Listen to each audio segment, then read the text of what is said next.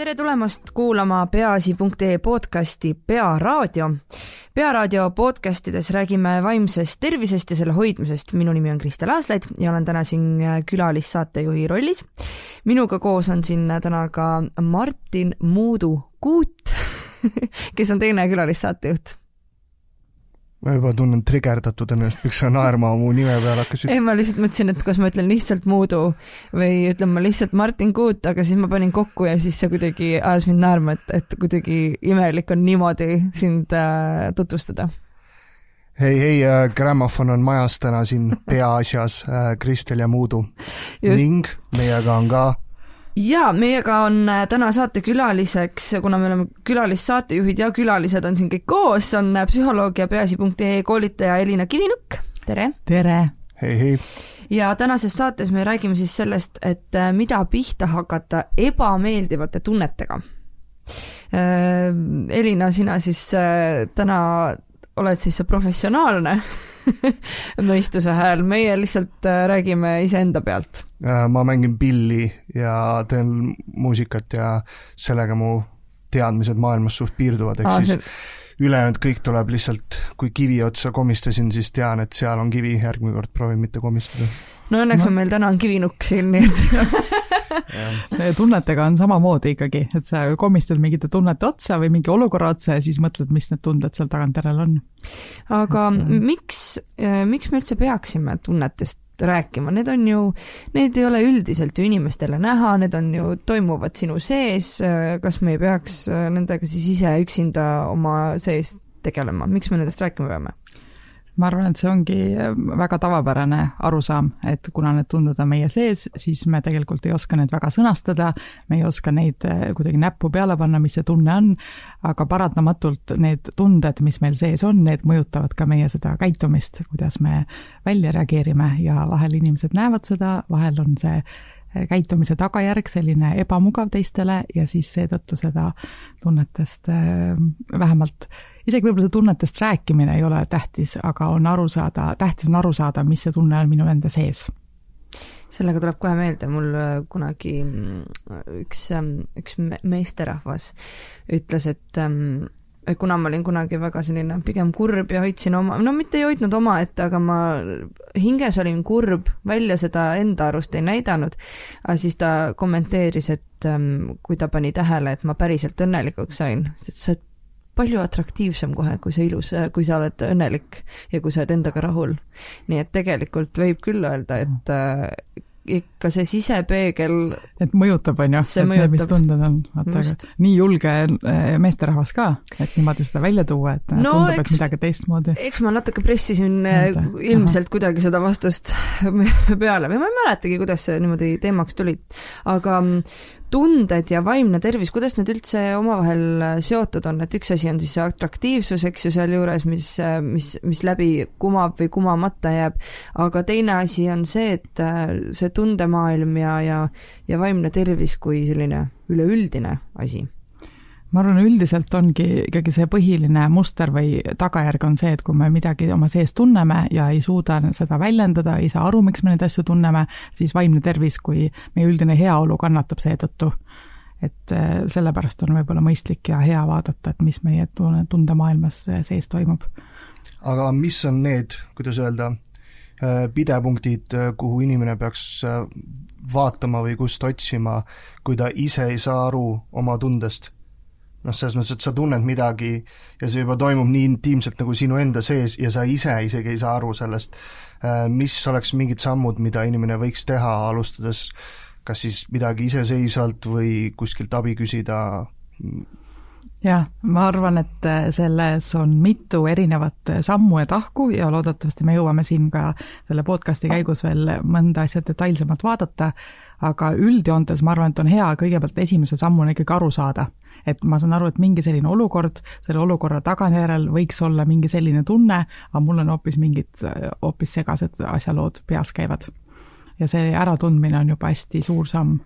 Mõnikord mul on olnud sõbrannadega jutuks see, et mõnikord on lihtsalt tähtis iseennast hakata jälgima, et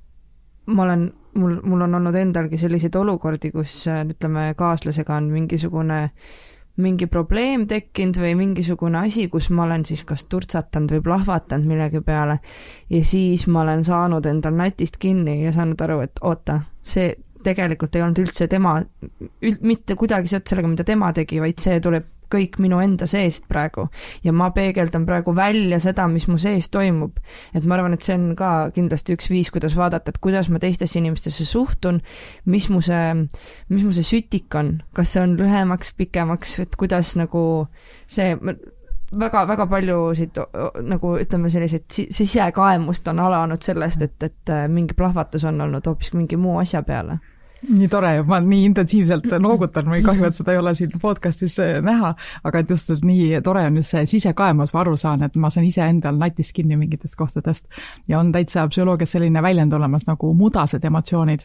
ehk et sul on mingi olukord, et a la inimene võib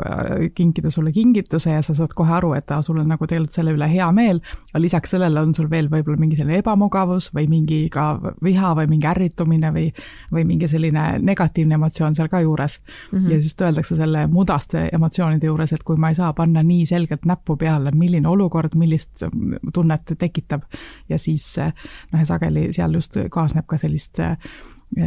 emotsionaalselt just ebastabiilsust, seda mittereguleerimist, et mul plahvatavadki mingis olukorras ja ma saan aru, tegelikult see ei ole üldse nii hirmus olukord, aga mul kuidagi need emotsioonid tõmbavad nii üle pea. Aga miks me lahterdame üldse oma emotsioone ja tundeid, nii-öelda head ja halvad? Ma arvan, et ma olen leidnud mingist halvast olukorrast, halvast nii-öelda tundest lõpuks sama palju kasu lõikanud kui mõnest võib-olla heast tundest, et see on alati minu jaoks nagu veider kontseptsioon, sest ma arvan, et mulle tundub, kuidas ma selle kohta ütlen, ülerõõmus inimene tundub mulle sama, kuidas öelda, ma ei taha ütle ohtlik, aga midagi minus nagu trigerdab nii, et ma võib-olla astun minisammu tagasi ja ei tunne ennast mugavalt nii üle rõõmus kui ka üle kurva inimese seltskonnas, et kust tuleb see, et nagu ta on nii rõõmus, lihtsalt ta on nii tore inimene, et ma käidime, ei tea nüüd, et võib-olla see on mingi minu enda kiiks, aga mul oleks väga raske öelda, et viha on iga kord ainult halb emotsioon. Nii, täiesti briljantne küsimus, sellega võibki podcasti lõpetada siin, et kes üldse ütles, et emotsioonid on nii head kui halvad.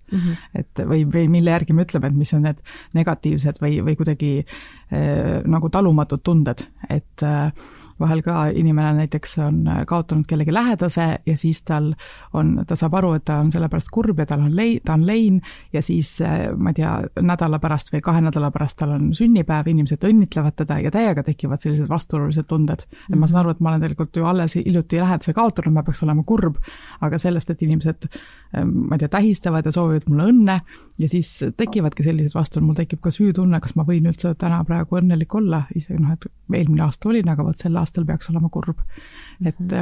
ja sellel mõlemal tundel on selline nagu sõnum öelda või et see on see tunde roll, et anda mingit signaali, et mis sinu kehas toimub ja mida sina endale tänaseks nagu vajad. Kas ma võiks öelda, et kui üks või teine emotsioon kontrollib mind, mitte mina ei kontrolli teda, siis on olukord nii-öelda balansist väljas ja siis me peaks midagi tegelema. Aga kuni me tunneme neid nagu tasakaalus ja see ei sega meid elamast ja olema see, kes me oleme, siis me ei peaks nagu, kuidas öelda, lahterdama ühte või teist tunnet halvaks või heaks. Üldse selline lahterdamine on keeruline, aga ma arvan, et nii kaua kui jah, võib-olla on see kontrolli või see arusaamise küsimus, et mis mu see tunne sees on ja kui mulle tundub, et see on nagu mõistlik lähenemine praegu või mõistlik reaktsioon mingile situatsioonile, siis ma arvan, et selle järgi võib sellist enda heaolu hinnata küll. Okei, sest ma olen tundnud nagu, et sõnavara aitab mul endal väga palju lihtsamini aru saada, mis minu ja teistega toimub, sest üks asi on see, et võib juhtuda midagi, kus siis keegi, ma ei tea, teeb midagi, mis mulle ei meeldi, ma taustas ei tunne sel hetkel nagu niisugust mingit püha viha, ma võin varba ära lüüa ja olla 2 sekundit ürgraevus ja siis on see läinud, aga mul ei seda korraks vaja ja ma arvan, et see võib-olla aitas kas või korraks sellest nagu, mis iganes lööd varba ära, saad haiget sellest valust üle saada. et kui palju inimeste nii-öelda sõnavara aitab neil reaalselt nii-öelda psüühiliselt ennast hinnata ja kui palju see üldse on inimestele saadaval. Ja see on hästi põnev, et kas siis, kui ma oskan ära nimetada või ära tunda just. Ja panna selle sõrme peale, et nüüd ma tunnen ennast raevununa, et kas see siis aitab mul seda emotsiooni paremini läbi elada või mitte. Et ja vahel inimene ütleb, et ongi, kõik on nüüd vihane, on nagu vihane, kas siis tase 3 või tase 4 või tase kollane või tase punane. Aga ma arvan, et natukene on võib-olla see sõnastamine aitab paremini mõtestada, aga võib-olla see on inimesiti erinev. Okay. Ja, aga see tunnete sõnavara mulle meenutab kohe vaimse tervise esmaabi koolitust ja teie ka eeskujulike siin aktiivsete osalejatena just läbisite vaimse tervise esmaabi koolitusega, ja seal ka nendest emotsioonide sõnavarast räägiti. Või mis muljed teil jäid koolitusest ja? Väga head muljed, ma pean siinkohal ütlema kindlasti, et soovitan kõigil see läbi teha. Meil bändisiseselt tuli ka jutuks, et päris palju oli sellist linnukeste panemist, et kui me nagu rääkisime nendest emotsioonidest ja nendest mismoodi need skaalad on siis ühele või teisele poole ja mis need nii-öelda erinevad siis, ma tahan öelda sündroomid, aga see ei ole küll õige sõna. No mis need erinevad nagu asjad on, mida inimesed tunnevad ja mida läbi elavad ja siis päris tihti oli selline äratundmis, ma ei tahaks öelda rõõm, aga võib-olla nagu selles suhtes, et said aru, et okei. Ja natukene sai nagu jälle ongi seda enese sisse vaatamiseks mingisuguseid tööriistu ja muidugi siis ka see, et kuidas nagu teisi ära tunda hädas, kuigi eks just täna sellel viimasel koolitusel naistega arutasime, kuna oli väike grupitöö, et proovida, et nüüd on nagu tükk töö, et proovida mitte olla nagu see, et hakkad nüüd igale ühele, et kes natukenegi norus on, et kuule, nii, ma vaatan, et sa oled tõust ära, et äkki sa tahad rääkida. Et kuidagi nüüd natuke peab seedima ja arukalt sellele asjale nagu lähenema, aga hästi mõnus ja väga ülevaatlik ja kindlasti kui ei saanud kõiki vastuseid, siis kindlasti suunas mingisuguse vastuse poole, et saad ise edasi uurida, et väga, väga mõnus koolitus minu arust. Ma ei tea, kuidas sul, Martin? Jaa, ma sain kindlasti sealt paar päris head mõtet, et mul on kohati probleeme isegi nii-öelda mikroigavusega, nagu Kristel teab, et Zoomis on võimalik privaatselt sõnumeid saata ja kui ma siin juba niimoodi mikri ette istusin, siis ma võin ausalt öelda, et suht soliidne naljatamine käis meil omavahel seal privas ja kui peaasi inimesed saavad neid privaasju näha, siis ma tõsiselt vabandan nagu südamest, et kõik see nagu, mis mul elus on juhtunud, see on viin mind sinna kohta, kus ma kirjutasin kõiki neid asju, mis ma sinna kirjutasin. Aga pole hullu. Ma arvan, et see ei olnud üldse nii hull, mis sa kirjutasid, vaid see pole vaja siluda. Mulle meeldis, kuidas öelda, mulle meeldib selliste asjade juures see, et sa kuuled midagi, mida üleüldiselt sa tunned, et kui sa oled juba täiskasvanud inimene, siis sa võiksid olla kuskilt nagu kuulnud, sa veits resoneerid sellega, kõik tunneb psühholoogiline, okei, davai, ja siis sa saad selle ühe mõtte, mis sa niimoodi, et ma veits peaks teadma seda, aga ma ei teadnudki seda nii. Ja mulle väga meeldis, me vist selles omavahelises kõnes siin rääkisime ka, et ma võin öelda, et mulle väga meeldis see tehniline konkreetne järjekord, mida siis õpetati selle esmaabi nii-öelda läbiviimiseks. Ehk siis sul põhimõtteliselt ikkagi on, ühest küljest on see nii-öelda emotsionaalne connection inimesega ühendus, et sa nagu elad talle hingega kaasa ja oled seal, aga teisest küljest sa ei saa ka eitada, et on väga konkreetne tehniline teadmiste pagas, mis siis aitab sul seda asja nii-öelda korrektselt läbi viia ja kui me hakkasime tegema neid nii-öelda rollimänge selle koolituse sees, siis tuli välja, et väga paljud inimesed nagu oma loomupäraselt eksivad väga paljude nende reeglite järgi, et see ongi väga konkreetselt mingi asi, kui inimene tahab ja huvitub sellest, siis ta peab selle üles kirjutama, läbi lugema, läbi mõtlema, ma arvan, et ma kindlasti, kuna mulle meeldib oma kujutlusvõimega mingisuguseid trikke ja asju teha, siis ma kindlasti elan paar situatsiooni läbi, kus ma siis kasutan neid nõuandeid, mis seal sai selles õiges järjekorras, sest kui seal oli 5 sammu, mis mul võib-olla kohe ei tule meelde, aga mis ma nagu mäletan, on see, et konkreetselt inimesele nõu andmine on kogu selles 5 sammu jadas ja see nõu andmine võib juhtuda, kui te olete rääkinud alles mingi 2. või 3. tunnil, see viimane asi ongi see nõu andmine, ehk siis meie tendents hakata kohe teise inimese hinge südame asja lahendama nii-öelda praktilise niisuguse lahendusega, aru saamata, et võib-olla see, mis inimene räägib, et ta probleem on, võib-olla see isegi tegelikult ei ole 100% probleem, võib-olla väga suur osa, mis praegust toimub näiteks sel hetkel, kui ta nagu midagi räägib, on lihtsalt see, et ta saaks üldse rääkida. Et see, mulle tundub, et see on tihti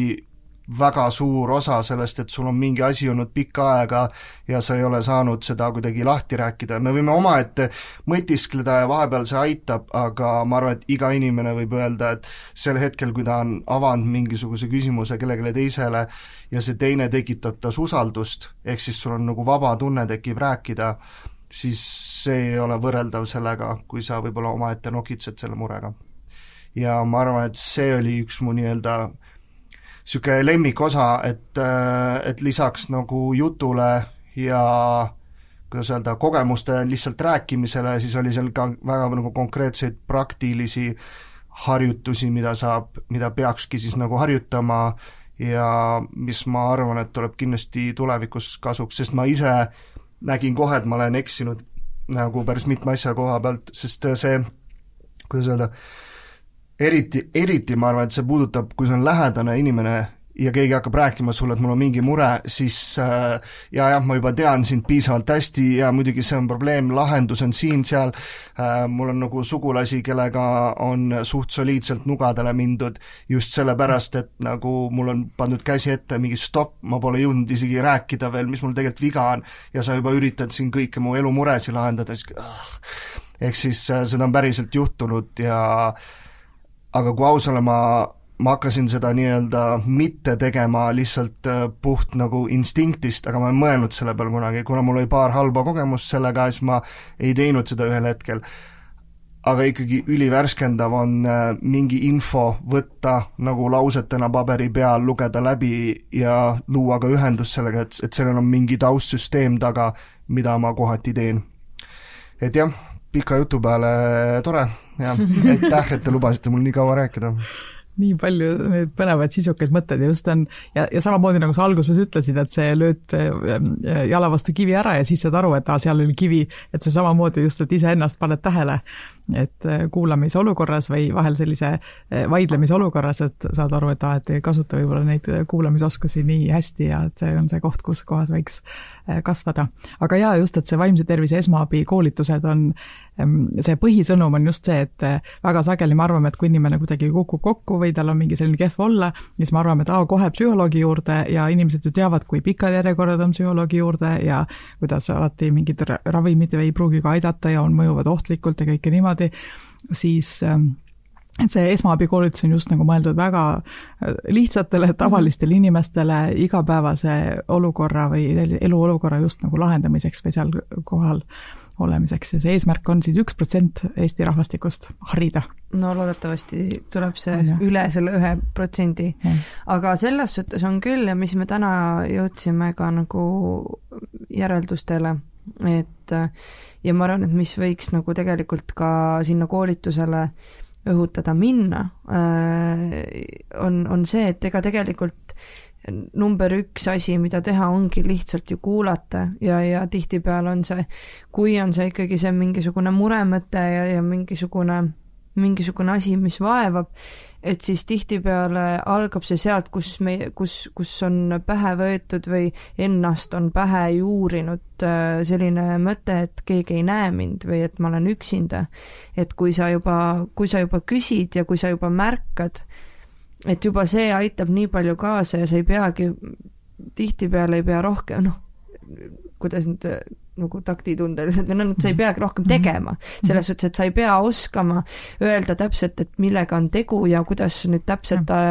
pead tegema ja ma ei tea, jookse 3 ringi ümber maja ja siis sul hakkab parem, vaid lihtsalt see, et räägi mulle, mis sul on ja see, et see on ju tegelikult kõik, me tahame olla nähtud ja et meid kuulatakse, et me kuulume. Et see on meil inimestena, ükskõik kui üksikud hundid me tundume endal olevat, siis me oleme ikkagi karjaloomad. Ja see karjast välja jäämine on kõige selline muserdavam osa tihtipeale. Sa oled minu karjas. Ja sina minu karjas. Ja see on üks selline aktiivse kuulamise nipp, mida just, et sa tõid välja selle, et nad ei pea panema diagnoosi, et mis viga on, aga siis on just selle aktiivse kuulamise nipp on see, et kui inimene ütleb, et mul on öösiti ärkan üles sellise hirmuga, et ma suren kohe ära. Ja siis ei saa, et see ei aita, kui sa ütled, need on paanikahood ja need ei ole ohtlikud, vaid et just siis pigem püüad, aga et kui sageli siis see on niimoodi, et sa ärkad öösel üles ja tunned, et kohe sured ära. Et sa kasutad selle teise inimese sõnavara, siis ta tunneb rohkem, et teda on ära kuulatud. Aga me nüüd oleme siin rääkinud niimoodi nagu ümber pudru, aga pole pudru adresseerinud, et mis see nagu ebameeldiv tunne või negatiivsete tunnete alla, mida me nagu siis tegelikult liigitame üldiselt või nagu, et kuidas me selle nagu, mis on see ebameeldiv tunne siis, millest me siin niimoodi rääkinud oleme? Läheb sildistamiseks või? Ei, tunnete sildistamiseks võib-olla. Ma arvan, et me võime ikkagi üldjoontes rääkida tunnetest, mis tekitavad sellist, mis mõjuvad võib-olla ootamatult, mis on sellises, tekitavad võib-olla ebamugavust ja arusaamist, et praegu on nii halvasti nende tunnetega, et ma ei oska siin olukorras nagu hästi käituda. Ja see, ma arvan, võib olla see olukord, et ma teen kellelegi kahju või ma teen ise endale kahju või et sageli on sellise käitumise osas nagu reageerib. Et ebameeldiv, ma arvan, et see, kui inimene avas selle podcasti, et ebameeldivad tunded, siis ta mõtleb kohe selle sildi peale nagu viha ja ärrituvus ja kurbus ja sellised asjad, mis on nagu rasked taluda. Ja aga siis, jah. Miks huvitav inimesel tekib üldse see, et tegelikult ju Martin ütles ka, et miks peab üldse liigitama niimoodi, et kust meil on jäänud siis see nagu mulje, et see on kuidagi nagu negatiivne või halb tunne ja miks me alati püüame põgeneda selle, sest ma arvan, et väga paljud inimesed tänapäeval ei põe nii-öelda läbi oma ebamugavaid või siis nagu neid negatiivseid tundeid, et me põgeneme, me lülitame need välja, me paneme nii-öelda, vajutame snoozi, et 10 minuti pärast tule uuesti, et miks me põgeneme selle eest? Ma arvan, et seal on, igal inimesel on kindlasti oma enda lugu seal taga, mis on need põhjused või kuidas ta on saanud neid signaale, et millal ta neid on mingid tunded ei ole justkui soovitavad. Ja ma tahan selle ebameeldivate tunnete juures ikkagi öelda, et on ka häid tundeid, mis on ebameeldiv. Et kui on noor inimene või laps, kes on olnud kogu aeg sellises ebakindlas olukorras, tuleb sellised kehvast võib-olla kodust ja tunneb ennast ebaturvaliselt, siis läheb esimest korda mingisse lastelaagrisse, kus on kõik nagu tore ja rõõmus ja ma arvan, et see võib olla väga ebameeldiv tunne, et ta esimest korda kogeb nagu selles kohas, et ta saab aru, et ta tegelikult võib ka hea olla ja tunda sellist positiivsust. Ja ma arvan, et seal on erinevad signaalid, et näiteks ka just selliste leina ja matustega seotud västi sageli me ütleme seda, et te olete nii tugevalt või vapralt vastu pidanud, sest keegi on nutamatustel, kas on vaja nagu niimoodi sildistada või kas on vaja öelda nagu sellist kuidagi nagu tunnustada, et nii tublid olete, et te siin ei nuta. Ja siis see on selline põnev teekond mõelda ka, et kes on sulle ette kirjutanud, millised tunded on nagu õiged tunded, millised on ebameeldivad. Jah, tegelikult võib armumine, mis on üldtuntud hea tunne, võib olla väga ebameeldiv tunne. Ja. Enda elust oskan tagasi vaadates öelda. Üldse ei olnud nii lahe, kui kogu aeg kõigile tundub. Mul oli kunagi armumisi, mis ei äratanud minust rõõmu lõpuks. Alguses oli tore tunne, aga siis, kui sa said lõpuks aru, et sa üksinda tunned seda tunnet, siis jällegi grupist jäin välja nii-öelda. Arvasin, et võiksin olla kellegiga kahekesi grupis, aga ta ikkagi otsustas mitte sellest grupitööst osavalt ja armumine oli järsku pigem ebameeldiv tunne. Nii et tegelikult ikkagi see, et mida me siis, mis me sellest tundest otseselt nagu saame, sest on täpselt samamoodi ka neid väga kurbi hetki, mis on nagu nii head ja rahustavad ja nagu nutad ennast tühjaks ja tunned ennast palju paremini. Ei, väga tore on kuulata. Ma arvan, et inimesed on erinevad. Ma nii-öelda infobaasil kindlasti connectin sellega, aga ma ilmselt inimesena olen natuke teistmoodi ja kuna mul on nagu väga raske uute inimestega kuidagi ühenduda ja tunda nagu lähedust, ma nii-öelda see, kuidas öelda,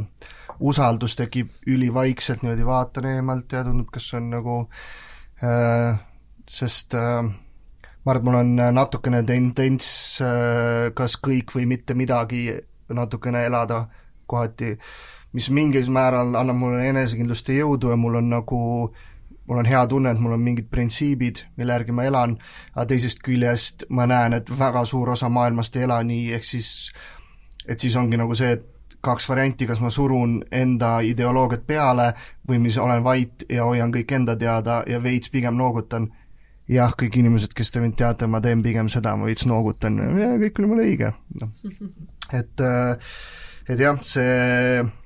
kuidas öelda, see tunnetest rääkimine ongi see, et sa võid ühel hetkel lihtsalt tunda ennast kas või sellepärast üksinda, et mitte, et ei ole kellegile rääkida, vaid sa konkreetset asja tunned, et sa ei usalda kas või korraks mitte kellegile ja siis sa jääd nagu üksinda, sest ma arvan, et mul on kindlasti see nii-öelda, ma ütleks, et mitte halb tunne, aga mis on nagu enda elustanud väga hea näide on see, et on mingi olukord, kus keegi on teinud midagi, mis on nagu, kuidas öelda, nagu keegi on reetnud kedagi teist ja see nagu ürgviha, mis sel hetkel tekib, viib sind tagasi nagu minu jaoks veits nagu kiviaega, kus minu jaoks on nagu ainuke üks viis, kuidas ma tahaks reageerida ja kus ma nagu ütlen ausalt kogu kehaga tunnen, et nii tundub praegust ja mul õige reageerida. Ma saan aru, et ühiskonnas, kui ma tahan siin edasi toimetada, ma ei saa seda teha. Ehk siis ma mõtlengi, et ma olen praegust olnud mingis sellises väga pika aastate jooksul lahustuvas raevus, mis on nagu mingi ühe situatsiooni järel ja siis see nagu natukene, mis alguses tundub nagu mägi, ehk siis no kuidas ma selle asja saan nagu reaalselt, nagu kuna ma normaalseks inimeseks tagasi saan, hakkad veits otsast midagi ja nüüd võib-olla päris mitu aastat hiljem on esimest korda tunne, et okei, see vist on nagu tehtav, aga ma olengi nagu leppinud sellega, et see võib-olla kellegi läheb kiiresti, aga kuna ma olen veits all in või kas sa oled nagu minu inimene või ei ole, siis mul lihtsalt võtab see nii palju rohkem aega ja ma ei kujuta ette, kuidas sel hetkel nagu seda protsessi nagu kiirendada või kui ma oleks selle loomuga, et ma tahan, et nüüd oleks kohe parem, nüüd, teie olete ekspert, nii Helina, kuidas mul hakkaks homme parem, nii, palun. See on nii hea, ma just mõtlesin, ma vastan nüüd selle peale niimoodi, nagu mul nõustamissessioonil oleks ja seal on see kindlasti, ma toetun hästi palju selle positiivsele psühholoogiale, inimese enda tugevustele ja hästi tahan välja just tuua. Ma saan aru, see läheb isiklikuks ja meil siin aga ei ole see podcasti mõte, ei ole minna nii isiklikuks, aga selles mõttes, lähme isiklikuks. Aga et seal on nii see nagu hea analüüs ja see hea nagu teekonna kaardistamine, mis sa oled enda jaoks teinud. Sa saad aru, et on mingid asjad olnud minevikus ja nüüd täna sa oled jõudnud sinna, et sa tahaksid nagu, et kas on selle küsimuse juurde, et kas on võimalik tulla selle vana olukorda nagu saada enda vana mina tagasi ja siis vaadata, kuidas sa sammalt. Vana mina on väga hea väljend. Ja mõnes mõttes vaidlen vastu seal, see ei ole enam see nõustamisolukord, siin on vastandamine, kui ma kasutan seda sellist aga väljendit, aga see vana mina võimalik, et ei ole saadaval enam, et on võimalik, et ikkagi täna leida nagu neid momente või neid võimalusi, kuidas ma saan nagu kasvada tänu sellele, et need olukorrad on olnud, ma olen saanud haiget, aga ma täna olen parem mina. ja selles no ma arvan, tasub vana mina taga igatsedes tuleks kindlasti meelde tuletada, et vana mina oli see, kellel need probleemid üldse algasid ja kes endale need niimoodi kaela tõmbas, et mõnikord võib-olla ongi parem nagu mitte taga igatseda seda vana mina, vaid teha nagu rahu sellega, et nii, see mina on nüüd olnud, nüüd on uus peatükk ja kui sellel uuel minal on need kõik positiivsed vana mina tunnused juures, siis see on päris lahe. Jaa, nii vana Kristel, uus Kristel, vana Muudu, uus Muudu, vana Elina, uus Elina, grammofon Elina siin Peaasi podcastis. Ma arvan, et me oleme jõudnud kuhugi poole peale enda jutuajamisega. Ma loodan, et kes hakkas algusest kuulama, on endiselt meiega. Jaa. Kas sa tahtsid kuskile edasi liikuda ise? Jaa, ma tahtsin öelda, hei Kristel, sõber, äkki sa vaatad korraks üle mõned küsimused, mis Instagrami kirjutati, millest me võiks natuke rääkida? Jaa. Ja seal oli just üks temaatiline küsimus, et kuidas seda viha et kuidas siis tulla just nende pikaajalisemate ebamugavate tunnetega, et kui on õnnetu armastus ja kellegi surm, et mulle just tundus, et oli nii kuidagi sobis siia sellesse kohta, et just ka nagu tuua välja seda vana mina ja selle uue mina nagu hakkama saamist, et mis on see asi, mida ma sellest ka õnnetust olukorrast või ebameeldivast olukorrast, millega kaasnevad ebameeldivad tunded, kuidas ma sellele loon sellise uue tähenduse ja saan aru, et tänu sellele kogemusele ma tegelikult olen parem ja saan paremini toime. Ja ma olen ka ise tundnud hästi pikalt seda, et ikkagi kõik taandub sellele, kuidas me suhtume, kuidas me seda vastu võtame, et minu elu muutis väga palju see, kui ma ei hakanud võtma asju niimoodi, et minuga juhtus see, teine ja kolmas, positiivne või negatiivne, negatiivsed on tavaliselt need, mis panevad meid muidugi vingu, et miks mul pidi nüüd juhtuma see ja teine. Et kui ma hakkasin asju ja olukordi võtma õppetundidena ja et mis ma nagu kaasa saan võtta sellest, et kui jah, otse loomulikult negatiivsest õppetunnist esmalt tuleb väga palju valu ja väga palju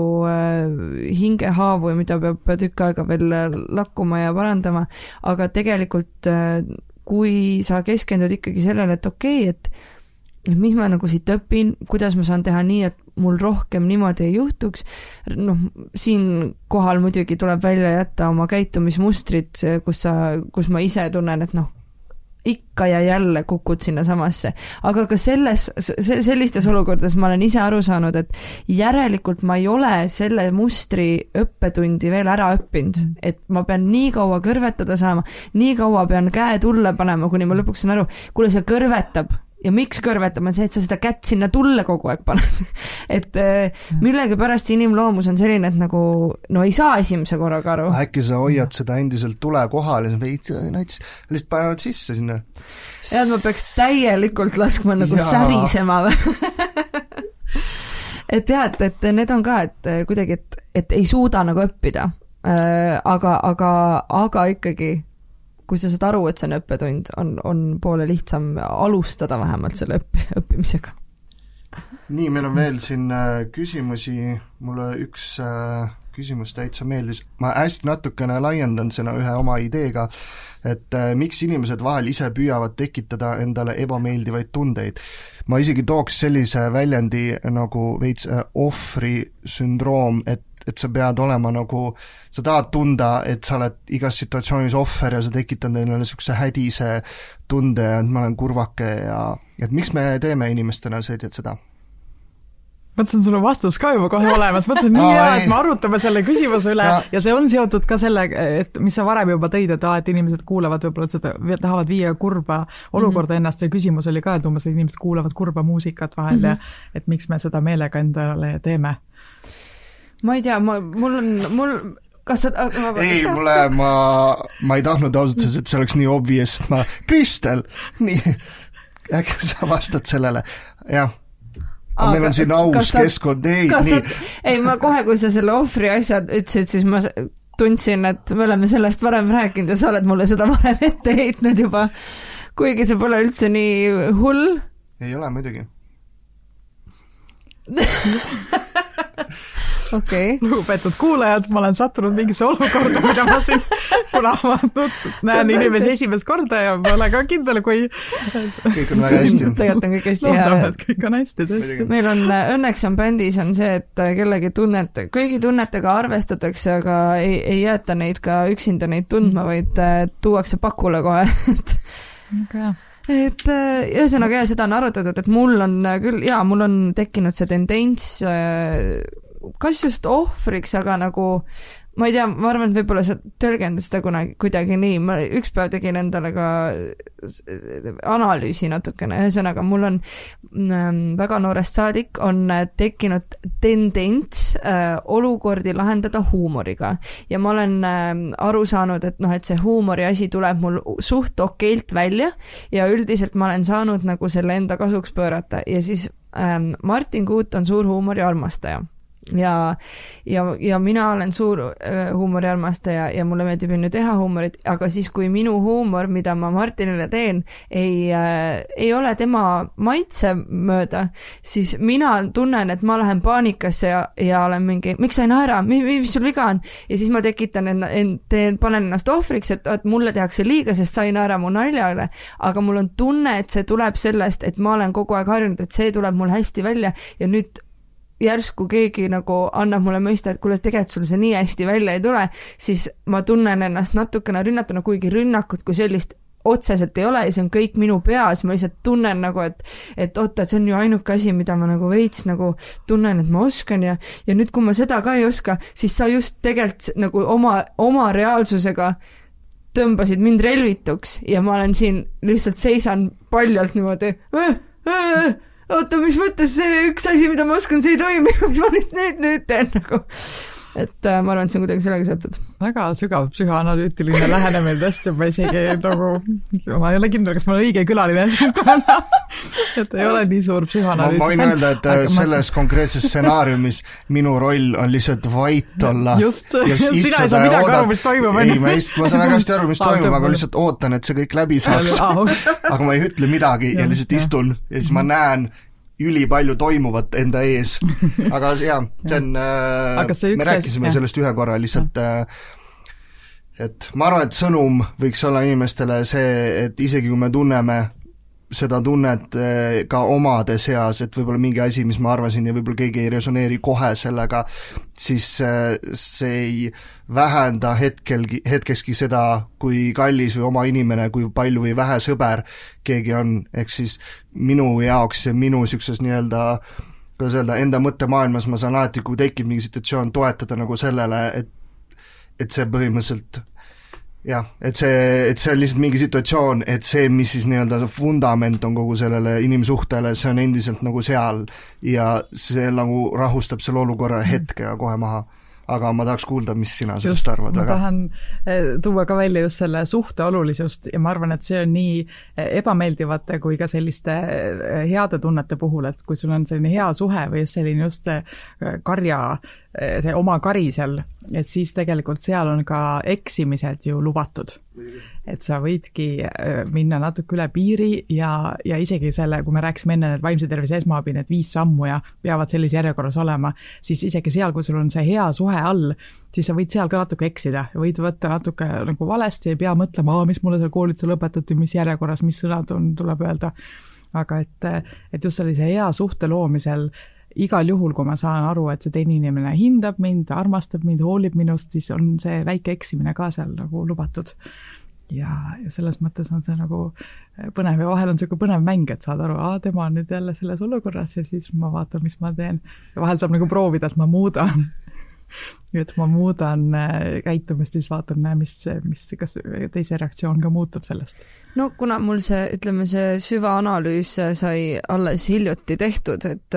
ja praegu hiljaaegu pole meil vist neid peale seda analüüsi lõpune viimist, meil pole neid olukordi olnud, siis ma tegelikult juba huviga ootan, kas peale seda, kui ma olen nagu mingisugused järeldusi teinud oma enda kohta seoses selliste olukordadega, et kas see ka midagi muudab, kas ma olen ka midagi õppinud, õppinud, et see on väga põnev, aga tulles tagasi selle küsimuse natuuri juurde, mis oli tegelikult see, et miks inimesed vahel ise püüavad tekitada endale ebameeldivaid tundeid, ma ise tunnen ka vahepeal, et täna on siuke päev, et mul on tunne, et mõnikord on see selline, et sa tunned, et see, ütleme, kurbus näiteks, võtame, on seal ukse taga juba valmis koputama, aga ja mul on selline ja mul on selline tunne, et okei, ma täna pean ta sisse laskma, aga mul on vaja seda kutset nii-öelda teha ja näiteks ongi kurva muusikaga, mul on eraldi playlist, mis läheb siis käima ja siis ma saan vaikselt niimoodi oma selles kurbuses siis niimoodi nii-öelda marineerida, et aga et miks kas see ongi siis sellepärast, et me tunneme, et ta tegelikult on lähedal, et nüüd oleks vaja seda väikest lüket? Minule küll tundub, et inimeste selliseks paremaks eluks või paremaks hakkama saamiseks on vaja aega kõikideks erinevateks tunneteks. Ja on lisaks veel ikka tunded lisaks rõõmule ja kurbusele, et võib anda küll endale sellist ruumi ja arusaamist, et need eluolukorrad, millest ma olen läbi tulnud, et nendega on kaasnenud ka mingid sellised tunded, mis võib-olla alati ei ole mugavad. Ja siinkohal ma arvan, et tuleb ikkagi uurida ka teie käest, et teil on uus lugu väljas. Ja see on väga temaatiliselt tõesti ka selline, tundub pigem kurblik lugu. Selle loo nimi on Melancholy, te saate seda Spotify'st ja YouTube'ist meie videot ikka vaadata. Ensemble Grammofon endiselt Kristeli ja Muuduga siin. Ja see lugu sündis tegelikult sel ajal, kui just tekkis Covidi lockdown, mina olin Berliinis, kõik olid veits kodudes ja me ikkagi tootsime edasi muusikat ja ühest küljest oli see nagu natuke mingist seisundist, kus kõik on nagu üksinda ja veits üksikud omaette, aga teisest küljest see oli siis meie nii-öelda näide sellele, et see melanhoolne seisund või mingi seisund, kus me oleme kurvameelne, see võib iga inimese jaoks tähendada natukene midagi erinevat, aga kuidas me kõik nagu klikkisime, resoneerisime selle ideega ülikiiresti ja mina ja siis meie bändi kitarrist Raul Ojamaa ja bassist laulja Kostja,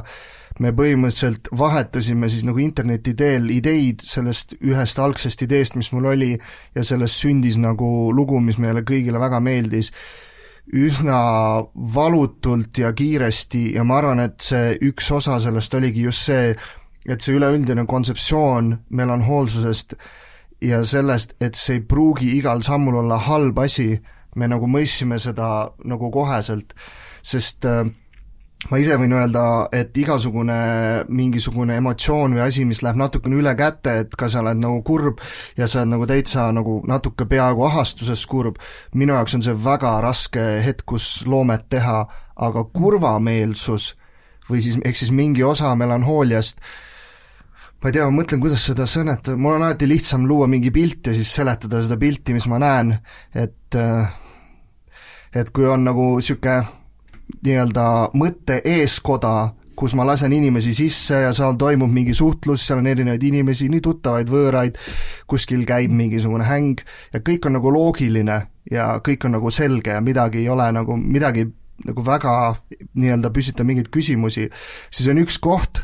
kus ma saan vaadata nii-öelda oma veits alateadvusesse, kus on mingid abstraktsed asjad, mis on tekkinud mingite kogemuste ja mingite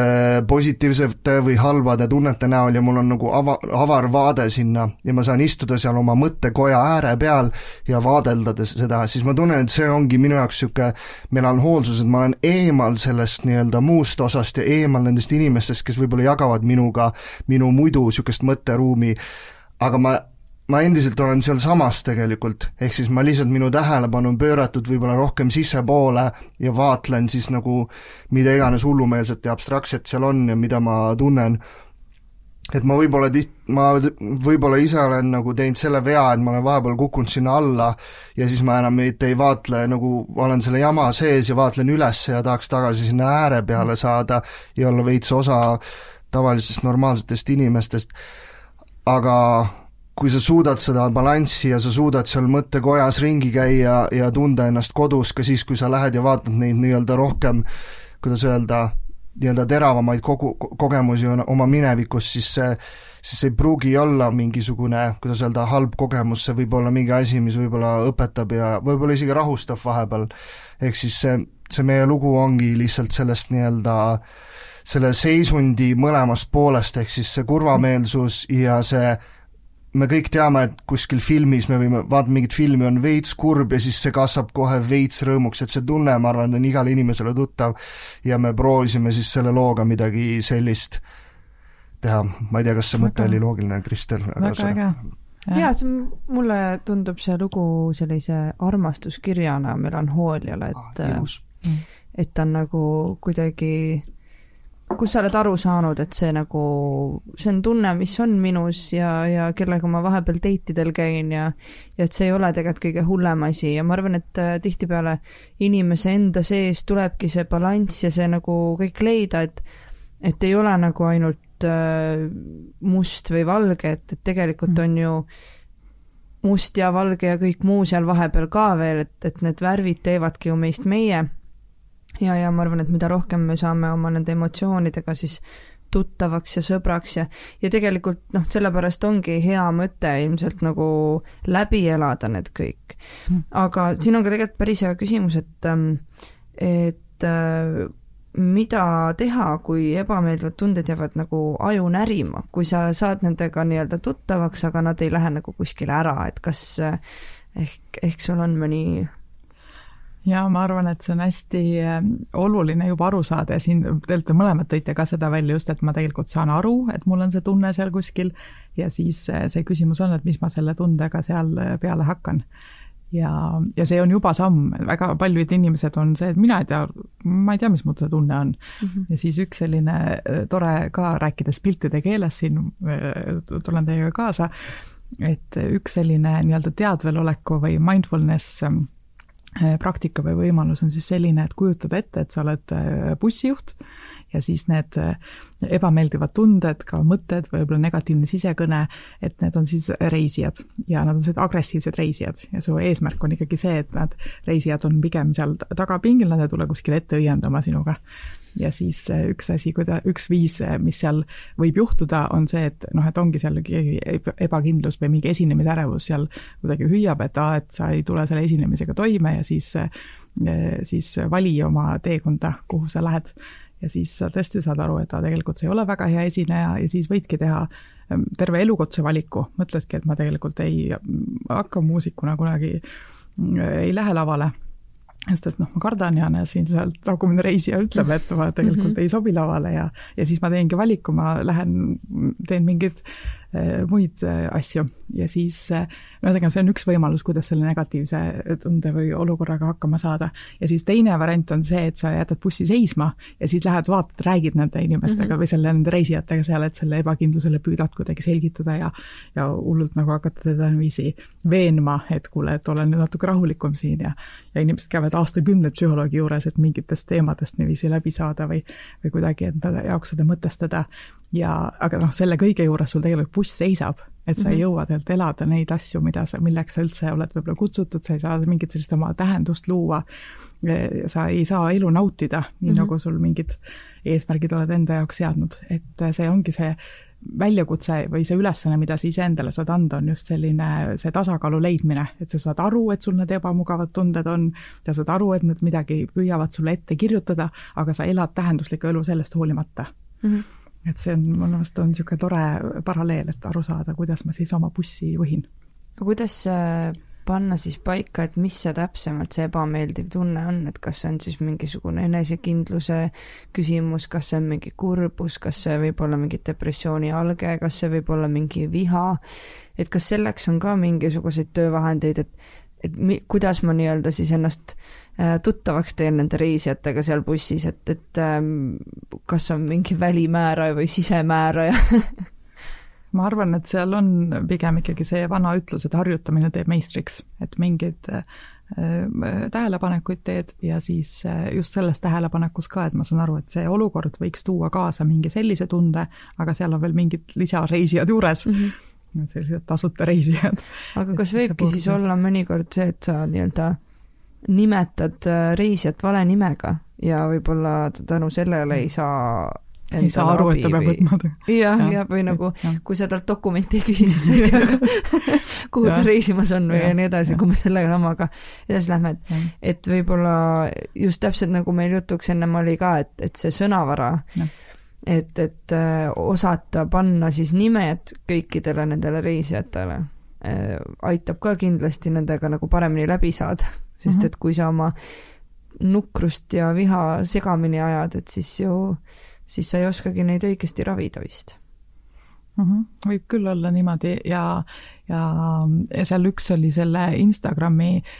siis jälgija oli ka küsinud, et kui ma olen liiga ärev, see mindfulness on hästi nagu populaarne, see siuke ärksus ja teadvelolek ja et siuke, et kui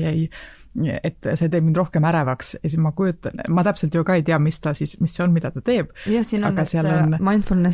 mindfulnessi tegemine läheb närvi, et mis närvi, täpselt, ja ma kujutan ette, et ta teeb seda sellist, võib-olla äkki teeb mingit hingamisharjutusi ja siis ta saab aru, et seal keegi malbe häälega mees või naine loeb talle, et sa kujutad ette, et sa oled vaikses metsas või ma ei tea, ma ei ole ka väga suur fänn selliste nagu teadveloleku harjutuste osas. Üldjoontes ma arvan, et selline aja mahavõtmine ja teadlik olemine teatud asjadest on väga-väga kasulik. Ja kui tundub, et selline konkreetne hingamisharjutus ajab närvi, siis võibki anda endale tänaseks päevaks ülesande, et näiteks õhtusöögi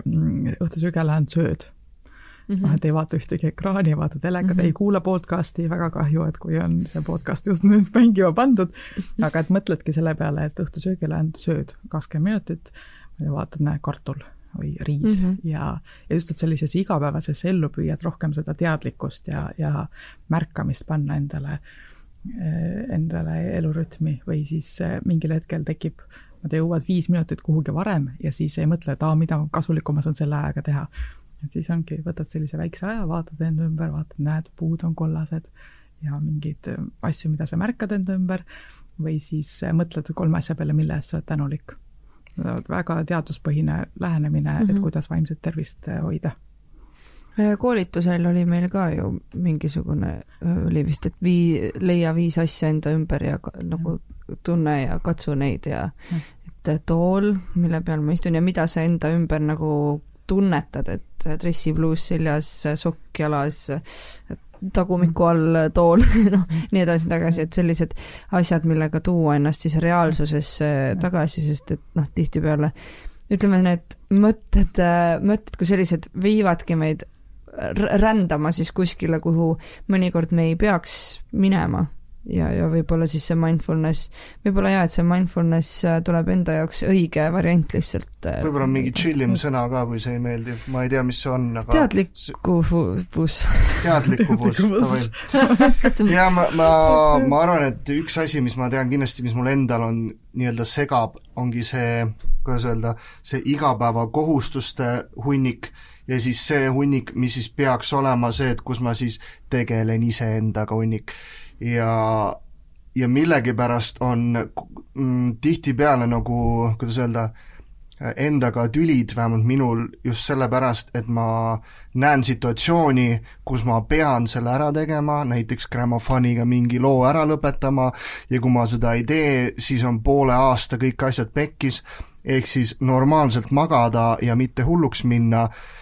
nagu ei ole nagu sel hetkel nii oluline, sest mulle tundub, et siis on nagu pool aastat tööd nagu kaotsi läinud ja siis nüüd ongi see, et ma arvan ja näen, et inimesed on ülitihti samas situatsioonis, kus sul tegelikult sa oled kohati viidud piiri peale, kus siis nii-öelda selle küsimusega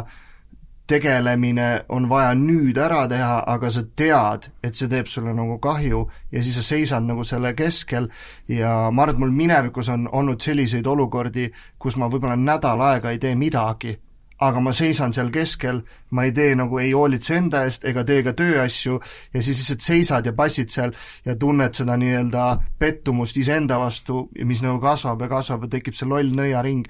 Et mul tundub, et väga paljud inimesed nagu samastuvad selle ideega, aga ma võin ausalt öelda, ma ei tea, kuidas ma sellest välja olen tulnud minevikus, et kas sa võib-olla jaganud mõne mõtte? Nii aus enesesse vaade, no minu paraleel tuleb kohe ikkagi selle magama jäämisega, et hästi sageli on see, et inimesed, teooria ütleb, et inimene peaks 20 minuti jooksul jääma magama, kui ta läheb oma voodisse. Ja siis ma juba kuulen läbi selle podcasti, kuidas kuulajad kõik oigavad, et ei, see ei ole võimalik. Ja siis, aga just, et selle ärevuse osas, et et mida kauem ma seal venitan selles voodis ja ootan, millal uni tuleb, seda kõrgemaks mu ärevus muutub, et appi, kui ma ei jää kohe magama, siis ma ei jõua üldse välja magada ja siis et samamoodi selles olukorras, et ma justkui ei tee iseenda jaoks midagi, aga et ma neid asju, mis mind kuidagi maha rahustaks, nende jaoks mul ka nagu aega ei ole. Et kogu aeg oled nagu sellises väikses, mis see sõna oli, lollis jaringis. No ma ei tea, meil oli siin päris põnevaid mõttelõngasid käis. Mina võiks rääkida veel paar tundi, aga ma arvan, et inimesed peavad tööle minema või siis hakkama iseendaga tegelema ka. Need on ka head asjad. Ja vaadake kindlasti Peaasi kodulehte. Seal on väga palju toredaid mõtteid ja häid inimesi, kes annavad nõu, koolitusi ja ka varasemaid podcaste kuulake kindlasti. Meie oleme Muudu ja Kristel. Elinal on veel mingisugune mõte, mida ta kindlasti tahtis veel... Just, et selle koolituse kohta, et saab lisainfot esmaabi.peaasi.ee ja siis sealt saab veel registreerida ennast ka koolitusele, kui sul tundub, et on huvi. Ja ma lõpetuseks veel tahtsin teile öelda aitäh, et just ma usun, et sellel kunstivaldkonnal on hästi oluline roll, et hoida inimeste vaimset tervist ja tunda ära, et ma tunnen samamoodi, nagu nemad on oma kunstis väljendanud ennast. Ja ma arvan, me Eestis ei räägi väga sageli sellest või ei too seda välja, meile tundub, et kunstinimesed on sellised õhus hõljujad ja sellised ei ole nagu reaalsusega väga suures kontaktis, aga eks nad tihtipeale pole ka. Me tekitame endale oma reaalsus. Sellega on siin see podcast lõppenud. Jah, selles küll, et meil on hea meel omada natukene sellist platvormi või siis, ja et meil on võimalus platvormide vahelist integratsiooni teha, kus siis me saame üksteist aidata ja loodetavasti ei ole see viimane kord, kus me saame siis nendest asjadest ühiselt rääkida. On sul veel mõni mõte, mis... No, veel mõni kompliment teile. Suur tänu ikkagi. Suur aitäh, et sa tulid meiega rääkima ja meid ära kuulasid ja meie olukorras